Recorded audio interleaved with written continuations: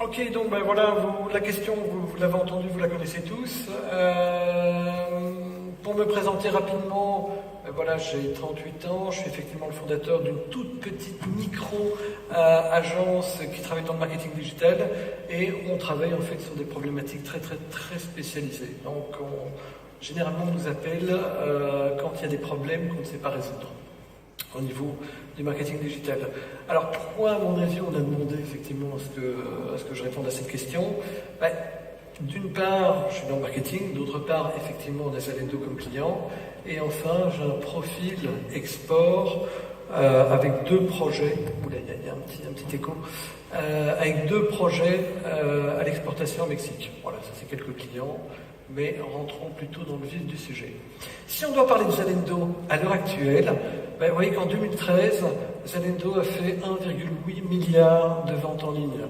On parle de 1500 marques, on parle de 150 000 produits, on parle d'une capacité de gérer les retours au niveau e-commerce de plus de 50% à travers toutes les catégories, 7000 employés en Allemagne, et tout ça, ce sont des chiffres de 2013. Si on regarde en 2015, on arrive à du 2,2 milliards d'euros générés, pardon, c'est en 2014. Et tout est en croissance, pareil pour 2015. Progression de Zalendo en Belgique, voilà, c'est un petit screenshot de Google Trends. J'ai comparé Zalendo, 3 Suisses et La Redoute. Qu'est-ce que vous pouvez remarquer?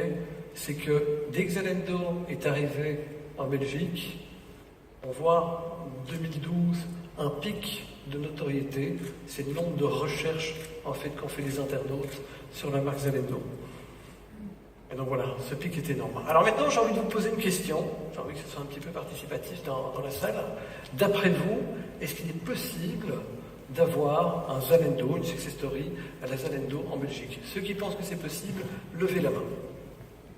Ok, super, bravo. Attendez, je vais vous demander de garder la main levée encore un petit instant.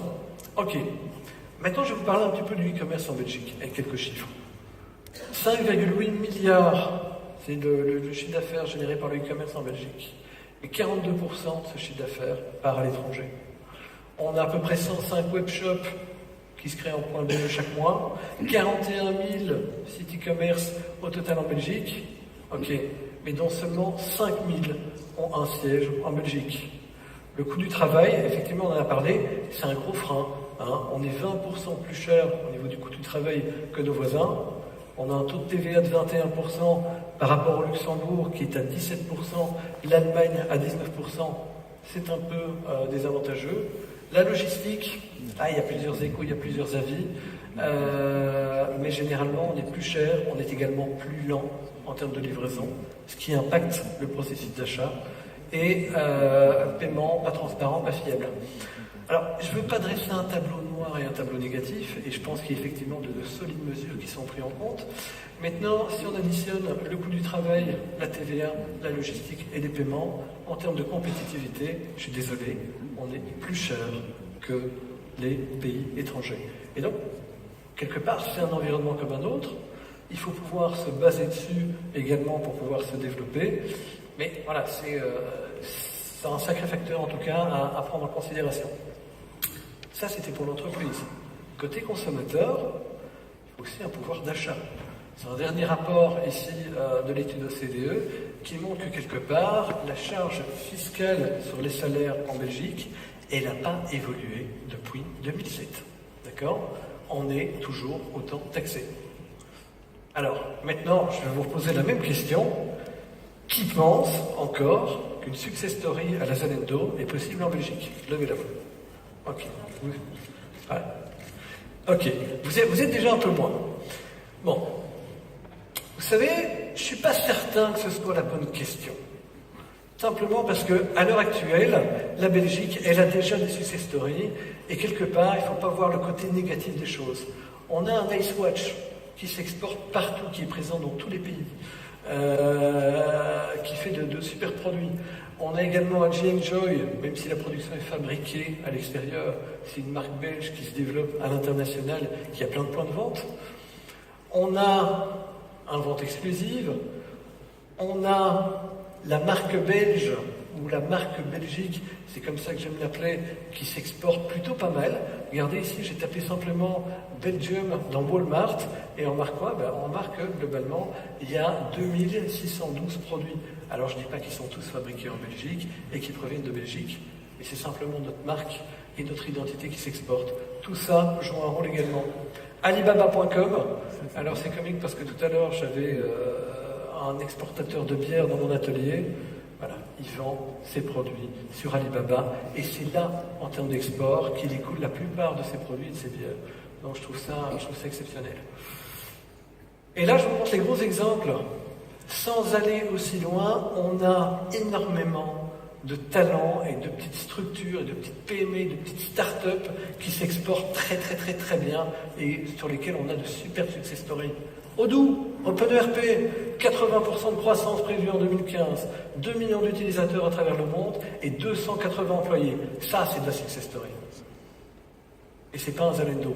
New Pharma, qui fait plus de 18 millions de chiffre d'affaires en 2014, qui est présent dans plein de pays ici de proximité. Un exemple que j'aime bien également, c'est Brouwland en Flandre, qui vend des kits pour brasser sa bière soi-même. Brouwland vend dans tous les pays du monde. C'est devenu, je pense, le leader mondial en kit de brassage. Et il y a 20 ans, Brouwland, c'était une pharmacie. Et maintenant, ils sont 42 et ils ont une croissance exceptionnelle grâce au web. Et d'après ce que m'a dit Google, à voir si c'est vrai, grâce aux campagnes AdWords. Internet Vista, toute petite PME avec un seul produit, un produit de monitoring que vous devez utiliser si vous êtes dans l'export pour vous assurer de la disponibilité de votre site web, mais pareil au niveau e-commerce. Voilà. Exemple intéressant, le premier pays d'exportation, le premier pays dans lequel Internet Vista vend, c'est la France. Et si on regarde la majorité des e-commerce qu'on a traités chez nous, chez Stratenet, eh bien, le premier marché des entreprises, désolé, je regarde le timing, c'était effectivement la France. Donc les pays de proximité.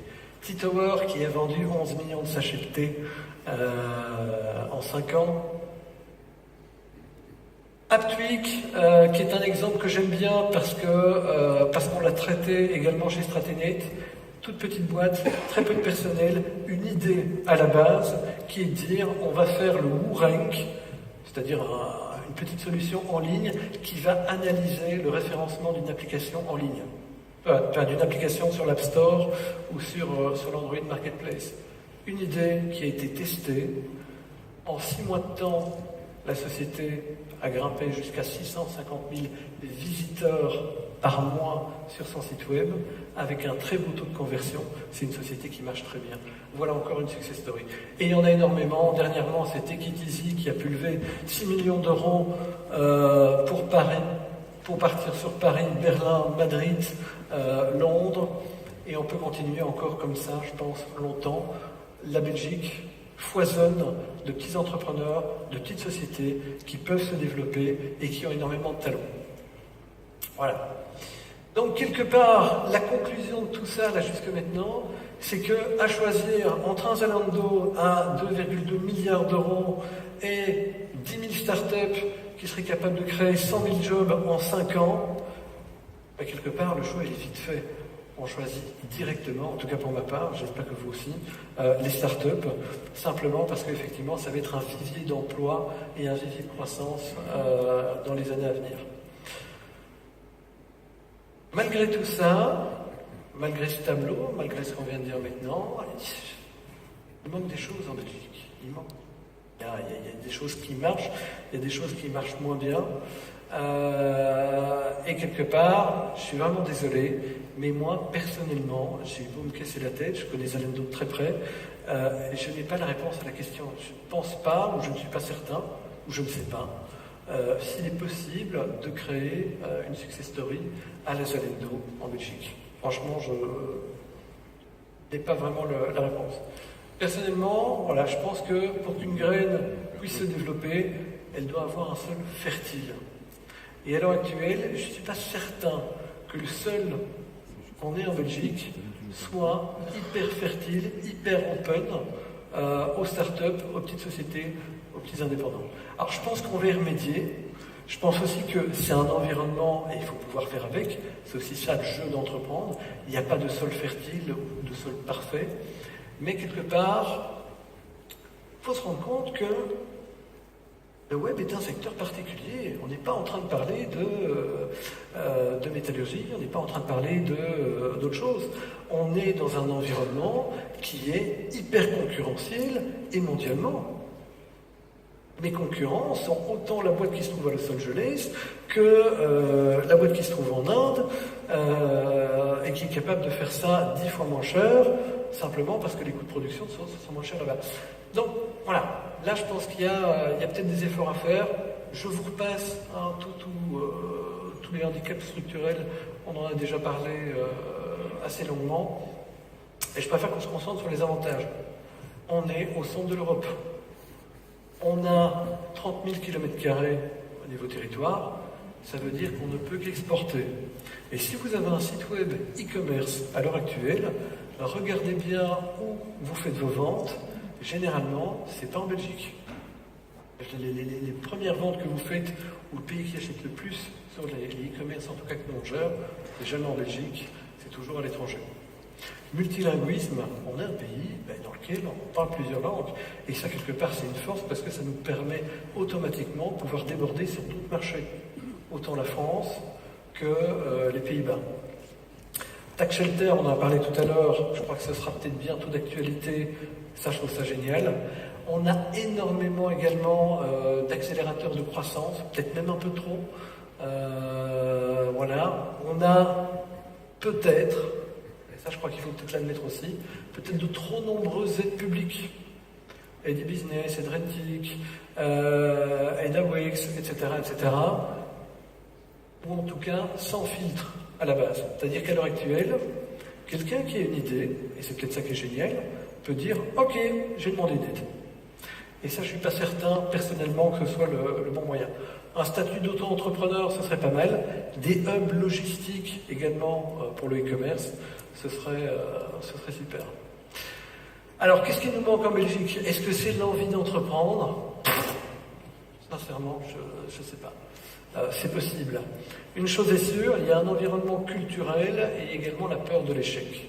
Ici, on a l'impression parfois que c'est quelque chose qu'on cultive. Si on regarde des interviews de Xavier Daman de Storyfy, quelque part, quand il parle effectivement de cette culture de l'échec aux États-Unis, c'est totalement différent. On glorifie l'échec simplement parce que l'échec fait partie de l'apprentissage. Je voudrais juste que vous vous souveniez maintenant la première fois où vous avez touché un ordinateur de votre vie. Souvenez-vous de ça. Si vous êtes plus vieux, mais c'était ah zut, j'ai appuyé sur le mauvais bouton, ah zut, je viens de fermer le document, je ne l'ai pas sauvé, ah zut, machin, etc. Vous avez fait plein d'erreurs. C'est comme ça qu'on apprend. Quand vous avez marché la première fois que vous étiez enfant, c'était pareil, vous vous êtes planté. Mais là, c'est pareil. On ne peut pas sortir tout de suite un produit parfait, une entreprise parfaite sur un marché parfait. Ça n'existe pas. Donc, voilà. Des consommateurs frileux. Alors, peut-être qu'en Belgique, effectivement, on a des consommateurs qui sont frileux ou qui sont résistants à l'achat en ligne. Je pense que c'est vrai sur certains types de produits ou sur même pas mal de types de produits. Par contre, ce qu'on remarque, c'est que dès qu'ils ont fait le premier achat en ligne, après, automatiquement, ça y est, c'est fait. Ils l'ont fait une fois, ils ont vu que ça peut marcher. Ok, boum, on y va, on peut mettre la carte de crédit et on va racheter chez Amazon autant de fois. On fait confiance toujours au même. Donc voilà, c'est en bonne voie. Alors, la nécessité d'éduquer les entreprises ou parfois d'éduquer les clients. C'est vrai qu'en tant qu'agent, je ne sais pas s'il y a des agents dans la salle, vous avez tous été confrontés à ça. Le client arrive. Il veut le porte-avions. Alors, il a déjà une vision de son business web à 10 ans. Et donc, il va vous demander en fait toutes les fonctionnalités, tout ce qu'il faut, etc., etc., etc., parce qu'il a tout prévu. Et en fait, globalement, il n'a pas de budget. Donc voilà, ça c'est plus embêtant. Et ce qui est encore plus embêtant, c'est qu'on ne peut pas avoir une vision à 10 ans, même à 3 ans, etc. L'idée derrière, c'est plutôt de tester le produit, le marché, etc. Dans les points améliorés, moi, s'il y a un truc que je devais soulever, franchement, je dois soulever quelque chose, retenir quelque chose d'expérience dans les business qui marchent le mieux, qu'on a pu voir, qu'on a pu évaluer, c'est pour la majorité des entreprises, en fait, qui sont passées par un business model. Il y a eu de vraies analyses derrière, on a vraiment analysé l'environnement, on a vraiment monté un business model qui a été retravaillé, qui a été contesté. Ensuite, quelque part, il y a une proposition de valeur. Proposition de valeur, c'est un business model, c'est essentiel pour créer de la valeur pour l'entreprise. Mais une proposition de valeur, c'est essentiel pour créer de la valeur pour le consommateur. Voilà, ça, c'est essentiel au niveau du web. C'est ce qui fait aussi votre différence, c'est ce qui fait que vous allez marcher ou pas. Ensuite, il y a le design, effectivement, du produit, du service, le prototyping de ce que vous voulez faire. Le test, c'est super important et quelque part, le fait d'évaluer les résultats et de les mesurer et de faire évoluer le projet. Alors, une méthode, effectivement, méthode en ligne, c'est toujours stratégie, acquisition, conversion, rétention, ou en tout cas, souvent, qui est vraiment nécessaire. Et voilà, oui, ça c'était un petit slide également, je voulais mettre. À l'heure actuelle, voilà le top 10 en fait des erreurs que font les startups. La plupart des startups, en fait, là où elles ratent, dans beaucoup de cas, c'est qu'elles ont construit quelque chose que personne ne veut ou qui n'est pas adapté par rapport à la demande du marché. Et ça, c'est quelque chose qui est essentiel et qu'il faut prendre en compte. On est en 2015. Le coût des technologies est très bas. À l'heure actuelle, si par exemple une entreprise veut exporter ou si on veut savoir si un projet va marcher, il y a deux manières de le savoir. Première manière, vous faites toutes les analyses de A à Z pour conforter votre idée de base, pour savoir si ça pourrait éventuellement marcher, ou pour savoir comment axer votre projet. Globalement, ça va vous coûter pas mal, et ça va vous prendre pas mal de temps. Et entre le moment où vous commandez ces études, vous les faites réaliser et vous les gardez, globalement, quelqu'un a peut-être déjà pris la place. Manière numéro 1. Manière numéro 2 est très simple, vous avez une idée. Nous, c'est quelque chose qu'on est en train de faire ici sur le Mexique. J'ai envie d'exporter des produits sur le Mexique. J'ai choisi 3 types de produits. On fait, c'est qu'on va créer des landing pages et des mini-sites web qu'on va mettre sur le Mexique. On va mettre derrière des campagnes de communication très bas prix, simplement pour attirer des visiteurs. Et on va mesurer derrière comment ça se passe. Est-ce qu'effectivement on a du contact? Est-ce qu'on n'a pas de contact? Est-ce qu'on a des achats? Est-ce qu'on n'a pas d'achats? Est-ce qu'on nous montre plus d'informations? Est-ce qu'on parle de nous? Combien de temps reste le consommateur? Etc. etc. Si on voit que ça marche, si on voit que ça mord, à ce moment-là, on va aller plus loin dans la démarche. Donc, voilà. Et voilà, le mot de la fin, en fait, je viens de l'expliquer. Voilà. Si vous devez retenir un truc, vous avez une idée, vous avez un projet, vous voulez le tester. Voilà, à l'heure actuelle, c'est très simple. Un nom de domaine, un hébergement, une landing page, une campagne AdWords. Voilà, nom de domaine, OVH, tout ce que vous voulez. Landing page, voilà, si vous n'êtes pas développeur, voilà, testez-le ici avec un service comme Advance. Passe ce qu'est une landing page. Une landing page, globalement, c'est une page adaptée pour convertir l'internaute et pour réduire justement tous les freins à l'achat. Et ici, une campagne AdWords. Donc voilà, un exemple de résultat ici qu'on a fait au niveau landing page. Voilà, le but du jeu, c'était vraiment de voir, est-ce qu'on a beaucoup de clics? Combien ça coûte? Est-ce que derrière, on est capable de générer un chiffre d'affaires, oui ou non? Voilà. Là, on voit qu'il y a effectivement des résultats pour lesquels ça marche et d'autres sur lesquels ça ne marche absolument pas. Voilà, j'ai fini. Si vous avez des questions.